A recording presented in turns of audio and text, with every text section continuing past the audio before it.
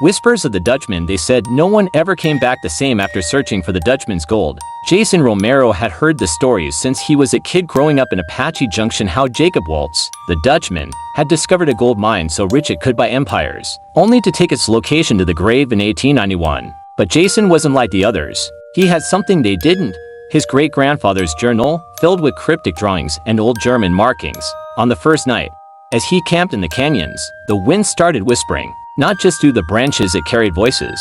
Old voices, singing in a broken, guttural German. Jason chalked it up to nerves and isolation. By the third day, he found it, hidden behind a waterfall in a remote crevice.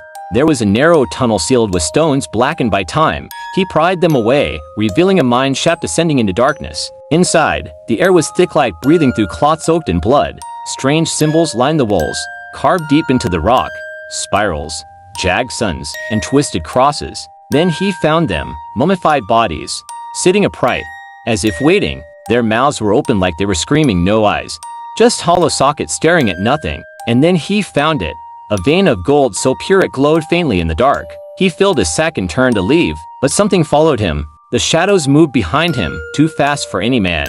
He swore he saw boots scraping against the walls, voices in German murmuring about betrayal, curses, and a pact made in blood.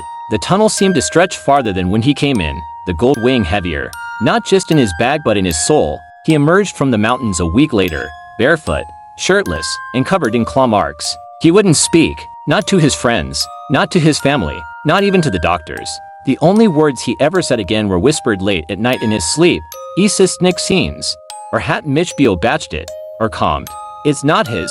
He watched me. He's coming." Jason Romero died in a psychiatric hospital 3 months later, still clutching a gold nugget. When they tested it, it wasn't pure gold, it was an alloy mixed with something unknown, something organic. They buried him next to his great-grandfather. And every year, when the summer storms hit the Superstition Mountains, hikers still report the same thing: a voice, whispering in German, a pale figure watching from the cliffs, and the sound of boots on stone, echoing just behind them.